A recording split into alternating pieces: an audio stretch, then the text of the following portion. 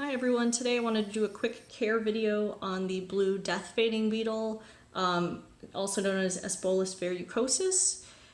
They are found in the American Southwest around the Sonoran Desert, and in my opinion they make a great first pet because their husbandry requirements are very low and they're fairly tolerant and forgiving of some initial mistakes you make.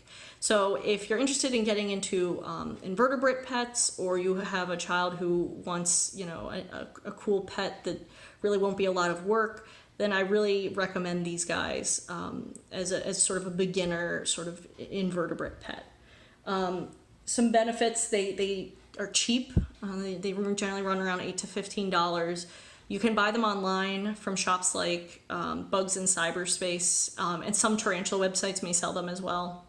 You can also buy them at reptile expos, and I have actually seen them for sale in some reptile/invertebrate pet stores. They are long-lived. While they are generally wild caught, so you won't know how old your individual is, they could potentially live, decades, which is pretty neat. This is about as large as they get, so their maximum size is generally 3/4 to 1/4 of an inch.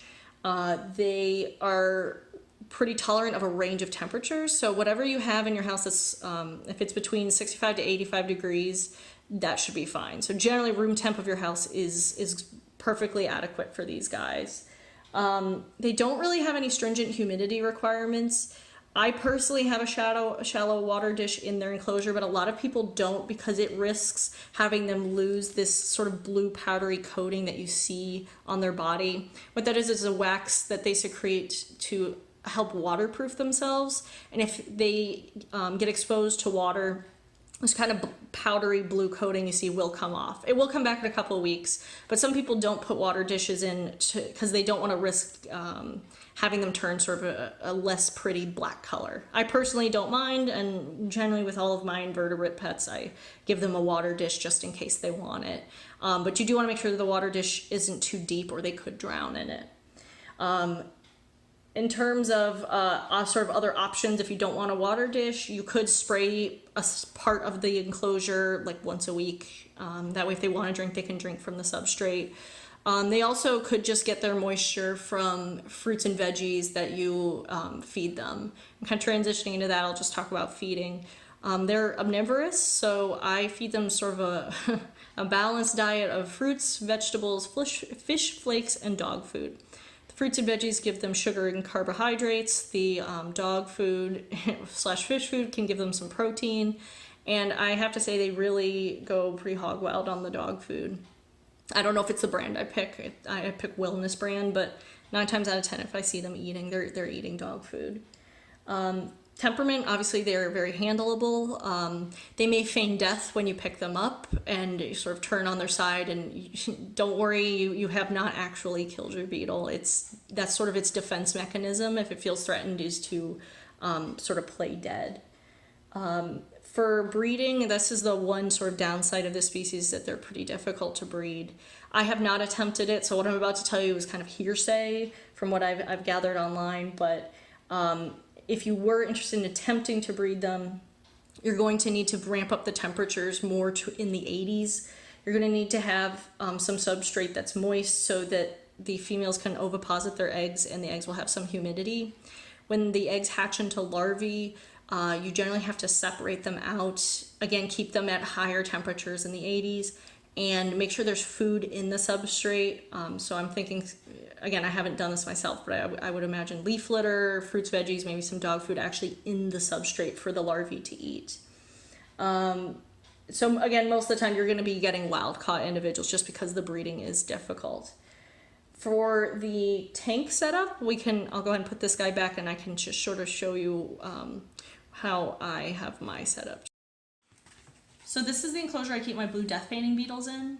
A 1 gallon enclosure can comfortably house 3 to 5 death feigning beetles, and I do recommend getting a couple because they will interact with each other and it's pretty cool to see. You don't need to worry about the enclosure being too tall. If this were a terrestrial tarantula, I would not recommend this enclosure, but Blue death-fanged beetles can't climb glass or acrylic, so you don't really run any risk of having them falling and hurting themselves if you have a taller enclosure. For substrate, I have sort of a couple inches deep substrate of cocoa fiber and sand.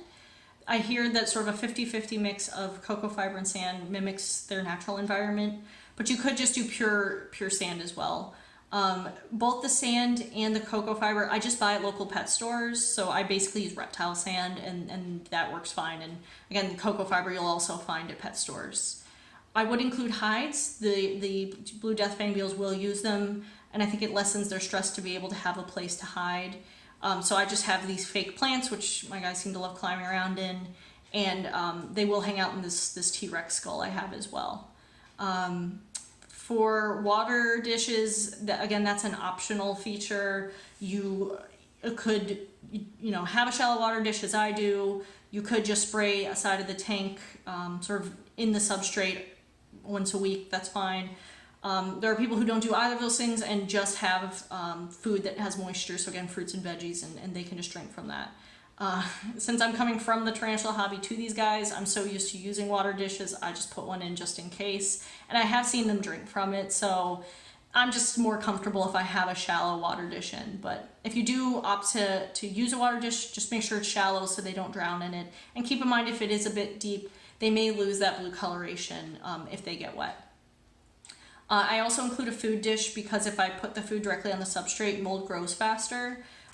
Again, fruits and veggies, dog food, fish food, it all goes in the food dish. Make sure it's not too tall so they can climb up and reach it. And sometimes they'll just drag the food off of the food dish anyway and it'll get mold, but I just prefer to have the food dish in there. I would change out the food every couple days, especially depending on what you put in there. Fruits and veggies are going to go bad faster than dog food. So I'll just come and take a quick peek and see if it looks like it's getting too moldy, and if it is, I'll just change it out. But that's pretty much it in terms of care for this species. I really recommend them. Even if you're an experienced tarantula hobbyist, I still think it's just fun to have these guys. And if you're coming into sort of the more exotic animal trade with no prior experience, these are a great, sort of segue into invertebrates and exotic species. So if you have like a 12-year-old kid who's looking for a neat, unusual pet, and you're not really comfortable with tarantulas, or you don't want to deal with the heat requirements of snakes and reptiles, then I would really recommend this species as an excellent alternative. I hope this video was helpful, and I will see you next time.